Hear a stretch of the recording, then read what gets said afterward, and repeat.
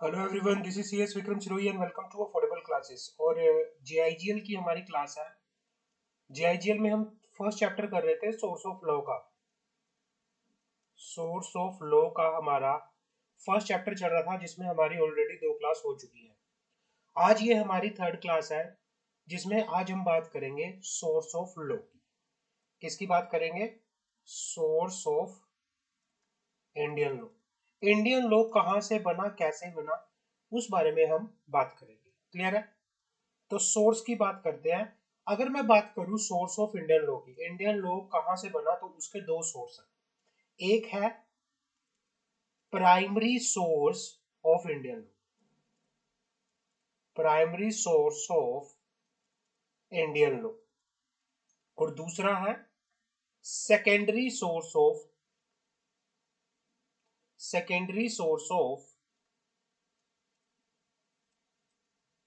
Indian law.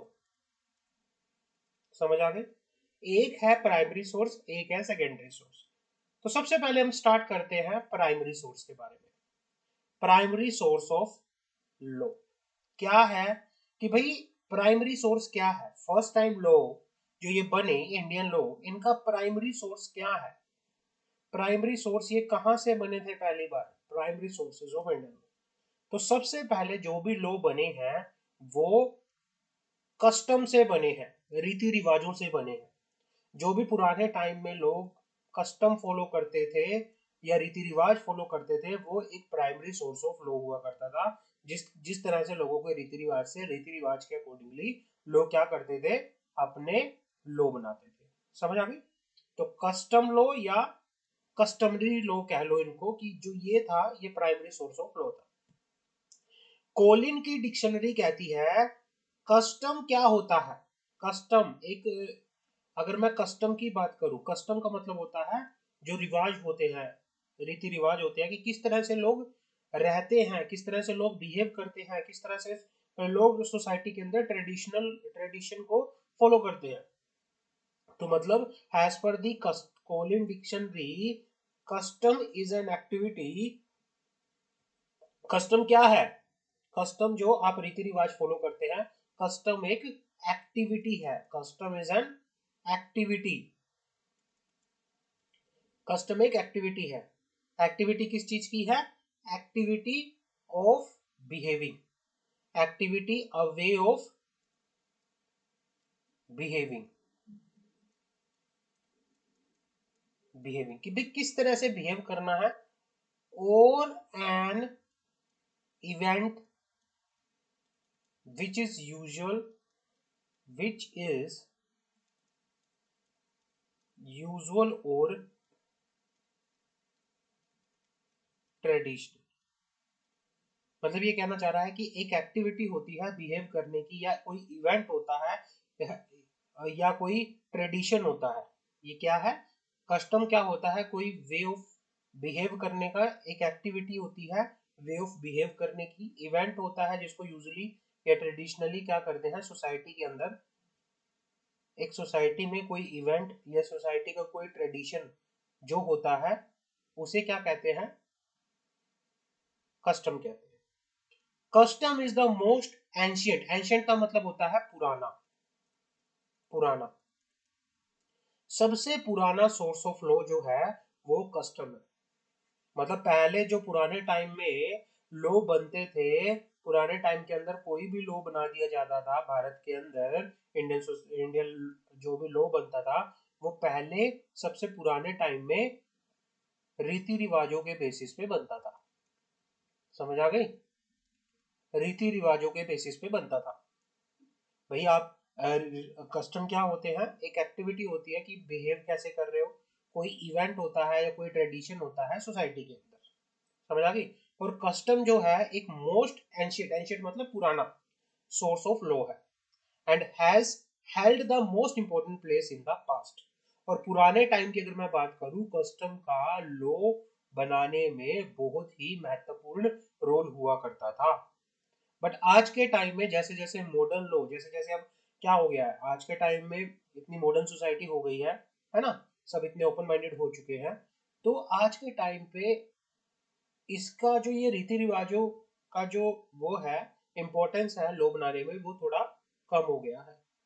अब जो law बनते हैं वो डिमांड जो सिचुएशंस है, सिचुएशन क्या डिमांड कर रही है उस बेसिस पे लॉ बनाए जाते हैं, ना कि भाई जो रीति रिवाज है उस बेसिस पे लॉ बनाए जाए। तो अब कस्टम को इतनी इंपॉर्टेंस नहीं देते, लेकिन पुराने टाइम में कस्टम को बहुत ज्यादा इंपॉर्टेंट दी जाती थी। आगे बात करते हैं।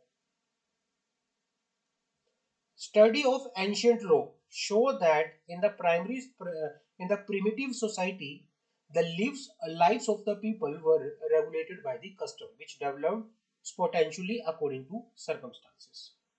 ये कहना चाह रहा है कि भाई पुराने टाइम की अगर मैं बात करूं, एंशियंट टाइम की अगर मैं बात करूं, पुराने टाइम में राजा महाराजाओं के टाइम में, उससे पुराने टाइम में जो भी चीजें थी, लोगों की जो लाइफ थी उनको किस तरह से रेगुलेट किया जाता था, रीति रिवाज बना दिए जाते थे। भाई जो भी समाज में रीति रिवाज हुआ करते थे उन रीति रिवाजों को मानने के लिए ताकि लोग अच्छे से रहें, उनकी लाइफ रेगुलेट रहे, रिवाज बना दिए जाते थे, जो कि क्या था, एक सोर्स ऑफ लॉ था। It was felt that a particular way of doing things was more convenient than others. When the same thing was done again and again in a particular way, it assumed the form of custom. कि भाई ये कहना चाह रहा है कि भाई अब कैसे कहोगे, पुराने टाइम में रीति रिवाज, अगर कोई आदमी, अगर कोई सोसाइटी में लोग एक चीज को बार बार किसी चीज को फॉलो कर रहे हैं तो उसको क्या कर दिया जाता था, उसको कस्टम बना दिया जाता था। तो भाई पुराने टाइम के अंदर कस्टम लॉ एक primary source of Indian law था, जिसकी बहुत ही महत्वपूर्ण पुराने टाइम में हुआ करती थी, इंपॉर्टेंस हुआ करती थी। लेकिन आज के टाइम पे इसकी इंपॉर्टेंस खत्म हो चुकी है। और क्या हुआ करता था कि भाई लोगों की लाइफ को रेगुलेट करने के लिए पुराने टाइम में कस्टम बना दिए जाते थे, और ये कस्टम क्या है, एक तरह से सोर्स ऑफ प्राइमरी। समझ आ गई, क्लियर है। अब बात करते हैं दोबारा से। अब आते हैं हमारे आगे classification of custom. Classification of custom. अब कस्टम कितने तरह के होते हैं, अब आगे हम बात करते हैं कस्टम कितने तरह के होते हैं। कस्टम दो तरह के होते हैं।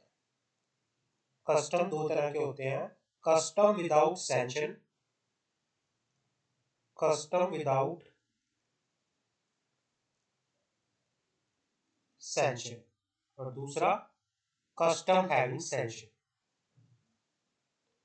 कस्टम हैविंग सैंक्शन क्या होता है, कस्टम विदाउट सैंक्शन और कस्टम हैविंग सैंक्शन बात करते हैं। Custom without sanction are those custom which are non obligatory, मतलब ऐसे रीति रिवाज भाई जिनको आप फॉलो करो, मैंडेटरी नहीं है।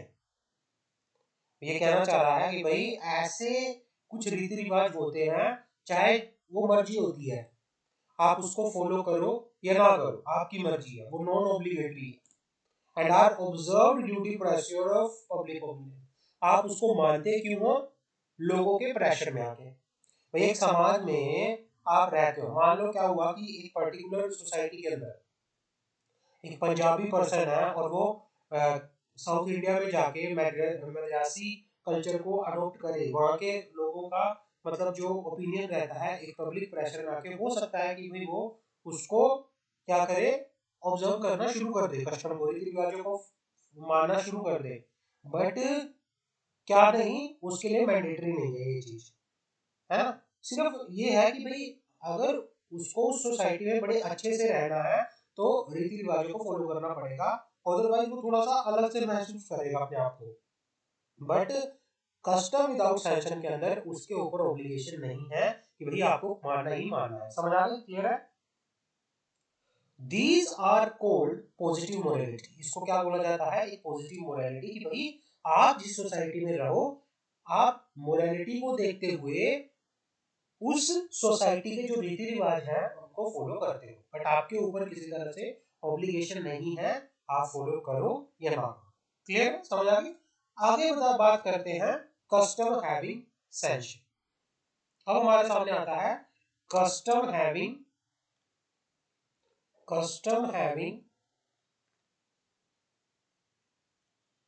sanction.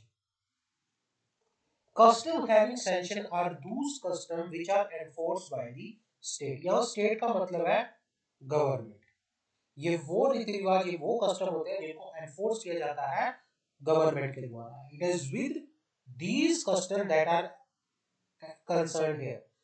These may be divided into two classes. जो कस्टम हैविंग सैंक्शन है, इनको भी क्या किया गया है, दो पार्ट के अंदर डिवाइड किया गया है। अब दो पार्ट कौन से हैं? पहला लीगल कस्टम और दूसरा लोकल कस्टम। लीगल कस्टम और दूसरा कन्वेंशनल कस्टम। कन्वेंशनल कस्टम पहला है लीगल कस्टम, दूसरा कन्वेंशनल कस्टम। क्या होते हैं बात करते हैं। पहले लीगल कस्टम की बात करते हैं। लीगल कस्टम वो कस्टम होते हैं जिनके लिए रूल बनाए गए हैं, जिनको रूल्स के द्वारा फॉलो किया जाता है। They have been recognised and enforced by the court. भाई ऐसे कस्टम जिसको कोर्ट ने रिकॉग्नाइज किया है और जिसको कोर्ट कहती है कि इनको आपको मानना पड़ेगा। समझ आ गई? क्लियर है? They have become a part of law of land, और ये लॉ ऑफ लैंड का पार्ट बन जाते हैं। Legal custom are again of two kind. Legal custom क्या होते हैं? वो कस्टम होते हैं जिनको एनफोर्स और जिनको रिकॉग्नाइज किया गया है, जिसको रिकॉग्नाइज किया गया है और जिसको एनफोर्स किया गया है, एनफोर्स बाय द कोर्ट, जिसको कोर्ट के द्वारा एनफोर्स किया गया है या रिकॉग्नाइज किया गया है बाय द कोर्ट। समझ आ गई? क्लियर है? और ये दो तरह के होते हैं। दो तरह के क्या होते हैं? एक होते हैं लोकल कस्टम, और दूसरे होते हैं जनरल कस्टम। अब ये क्या है बात करते हैं। भाई लोकल कस्टम क्या है और जनरल कस्टम क्या है उसकी बात करते हैं। लोकल कस्टम वो कस्टम होते हैं जो सिर्फ एक लोकेलिटी में ही क्या किए जाते हैं, एप्लीकेबल किए जाते हैं। बात करता हूँ कि भाई मान लो एक लोकेलिटी है, भाई हरियाणा गवर्नमेंट ने कोई कस्टम बना दिया, समझ आ गई, कोई लॉ बना दिया, वो सिर्फ हरियाणा में ही एप्लीकेबल होगा, वो दूसरे जगह पे एप्लीकेबल नहीं होगा। तो भाई ऐसे कस्टम जो डिफाइंड लोकेलिटी में क्या होते हैं, प्रिवेल होते हैं, एप्लीकेबल होते हैं, तो ऐसे कस्टम को बोला जाता है लोकल कस्टम। तो समझ आ गए? क्लियर है? Local custom. But there are certain sect or community which take their custom with them wherever they go. But कुछ सर्टेन सेक्शन है, कुछ कम्युनिटी है जो अपने रीति रिवाजों को इंडिया में कहीं भी जाए, कैसे भी जगह पे जाओ, लेकिन उनको अपने साथ कैरी करती है। इसमें भी दो तरह के, इन लोकल कस्टम को भी दो तरह से डिवाइड किया गया है। जो ज्योग्राफिकल लोकल कस्टम, एक पर्सनल लोकल कस्टम। ऐसे कस्टम जो ज्योग्राफी के बेसिस पे डिफाइन किए जाते हैं कि भाई एरिया के बेसिस पे, कि भाई इस एरिया में ये लॉ एप्लीकेबल होगा, ये रीति रिवाज एप्लीकेबल होगा। और कुछ कस्टम होते हैं जो पर्सनल, कि भाई इन सेक्शन ऑफ लोगों के लिए, इन कम्युनिटी के लिए ये लॉ है। तो दो तरह के लोकल कस्टम होते हैं। समझ आ गई? क्लियर है? अब बात करते हैं जनरल कस्टम। जनरल कस्टम क्या होता है? जनरल कस्टम वो कस्टम होता है जो थ्रू आउट द कंट्री, मतलब पूरी भारत में, पूरे कंट्री में एप्लीकेबल होते हैं। ऐसे कस्टम जो पूरे मतलब कंट्री के अंदर क्या होते हैं, एप्लीकेबल होते हैं, constitute one of the source of land. The common law in England is equate with general custom of region. अब ये क्या है कि भाई जो जनरल कस्टम होते हैं, लोकल कस्टम का मतलब एक लोकेलिटी में, जनरल का मतलब पूरे इंडिया में। समझ आ गई? क्लियर है? अब बात आती है हमारे आगे conventional custom. Conventional custom, these are also known as uses। आमतौर पर आप जिन कस्टम को फॉलो करते हो, these custom are binding due to agreement between the parties and you not due to legal authority independently possessed by them। मतलब इसको कोई क्या क्या है कि भाई जो कन्वेंशनल कस्टम होते हैं ये किसी पार्टीज के बीच में एग्रीमेंट होता है तब एप्लीकेबल होते हैं। भाई जो कन्वेंशनल कस्टम होते हैं वो कस्टम जो क्या होते हैं, कन्वेंशनल कस्टम क्या होते हैं, कन्वेंशनल कस्टम वो कस्टम होते हैं जो बाइंडिंग होते हैं due to agreement between the parties. Conventional custom क्या होते हैं, वो कस्टम जो बाइंडिंग होते हैं, बाइंडिंग होते हैं ड्यू टू, किसकी वजह से, पार्टीज के अंदर, पार्टीज के बीच में एग्रीमेंट होने की, एग्रीमेंट होने की वजह से। समझ आ गई? ऐसे कस्टम जो पार्टी के बिटवीन में एग्रीमेंट होने की वजह से एप्लीकेबल होते हैं उसे कहते हैं कन्वेंशनल कस्टम। समझ आ गए?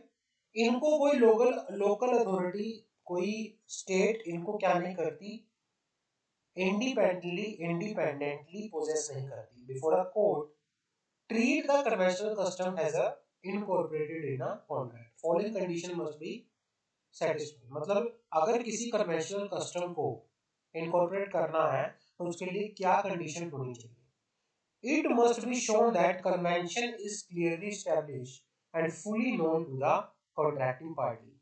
मतलब जो ये कन्वेंशनल कस्टम है इसको इनकॉर्पोरेट किया जाता है एक कॉन्ट्रैक्ट के द्वारा, तो कॉन्ट्रैक्ट पार्टीज के बीच में होना चाहिए। कन्वेंशनल को प्रॉपरली स्टैब्लिश किया जाना चाहिए और पार्टीज के बीच में पता होना चाहिए कि किस बेसिस पे, किस कन्वेंशन को लेकर एग्रीमेंट हुआ है, कॉन्ट्रैक्ट हुआ है। There is no fix period for which convention must have been observed. कि भाई कहना चाह रहा है कि कोई फिक्स पीरियड नहीं होना होगा, there is no fix period for which convention must be have been observed before it is recognised as binding.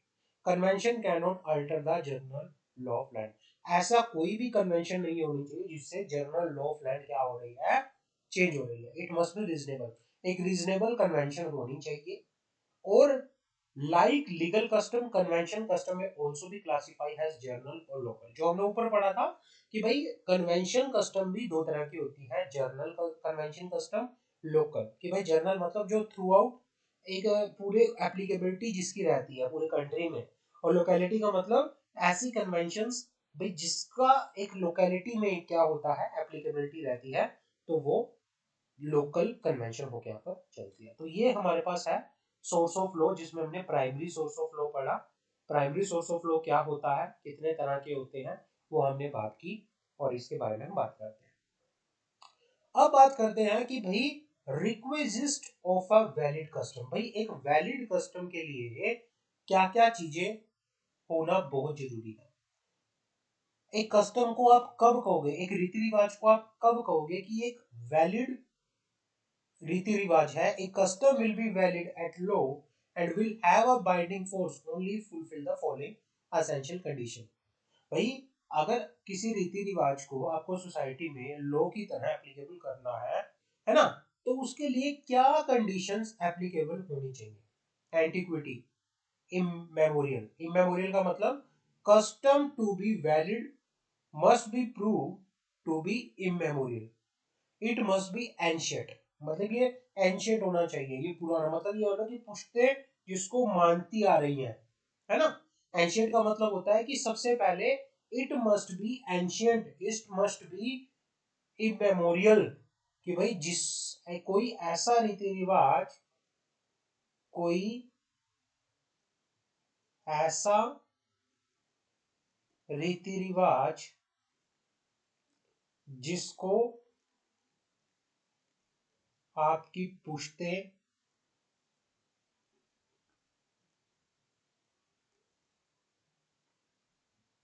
जिसको आपकी पीढ़ी दर पीढ़ी क्या हो रही है, मानते आ रहे हो, फॉलो करते आ रहे हो, तो वो क्या है भाई, वो एंशियंट होना चाहिए। एंशियंट होना चाहिए, इमेमोरियल होना चाहिए, एंटिक्विटी होना चाहिए, सर्टेन होना चाहिए।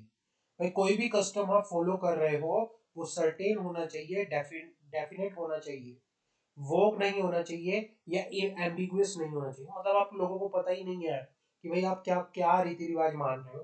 कहीं कहीं मतलब आपने देखा भी होगा, फिल्मों में देखा होगा कि लोग ऊट पटांग तरह का, मतलब जिसकी कोई सर्टेनिटी नहीं है, इस तरह के रीति रिवाज फॉलो करते हैं, है ना। बट बट ऐसा नहीं होना चाहिए, सर्टेन होना चाहिए, डेफिनेट होना चाहिए, रीजनेबलनेस होना चाहिए। भाई जो भी आप कस्टम फॉलो कर रहे हो एक सोसाइटी के अंदर, मतलब कस्टम मस्ट बी रीजनेबल होना चाहिए, it must be useful and convenient to the society. भाई सोसाइटी के लिए आसान होना चाहिए। कस्टम इज अनरीजनेबल, अगर कस्टम अनरीजनेबल है, if it is oppose to the principle of justice, equity, good conscience. भाई अगर कोई ऐसा रीति रिवाज है जो हमारे जो संविधान के प्रिंसिपल्स हैं, जो जस्टिस, इक्विटी, गुड कंसाइंस के ऊपर बेस्ड है, अगर उनके खिलाफ है तो ऐसे कस्टम को हम कहेंगे अनरीजनेबल कस्टम। समझ आ गई? क्लियर है? तो ऐसे कस्टम को बोला जाएगा अनरीजनेबल कस्टम। उसके बाद आता है compulsory observance. Custom must be valid, must have been continuously observe. भाई कोई भी कस्टम आपने बनाया, भाई ऐसा नहीं है कि कभी कभी आप फॉलो कर रहे हो, कभी आप नहीं कर रहे, ऐसा कस्टम नहीं होना चाहिए। ये कहना चाह रहा है कि कस्टम जो होना चाहिए ये प्रॉपरली वैलिड होना चाहिए, है ना। भाई कॉन्टिन्यूसली ऑब्जर्व करो, जिसको आपकी पुश्ते पुराने टाइम से, लंबे टाइम से फॉलो करती आ रही हैं, विदाउट एनी इंटरप्शन, है ना। तो वो होना चाहिए आपका custom. It must have been regarded by those affected by it is an obligatory और बाइंडिंग रूल ऑफ कंडक्ट। और ऐसे कस्टम को आपने एक ओब्लिगेटरी और बाइंडिंग रूल ऑफ कंडक्ट के द्वारा क्या किया गया है, रेगुलेट किया गया है। Conformity with law and public morality. Custom must not be oppose to morality. भाई कोई भी ऐसा रीति रिवाज नहीं आप बनाओगे जो आपकी क्या है, नैतिकता को, पब्लिक पॉलिसी को चैलेंज करे। Nor must it conflict with the state law, statute law. भाई जो लॉ बने हुए हैं उनके खिलाफ भी नहीं होना चाहिए आपका रीति रिवाज।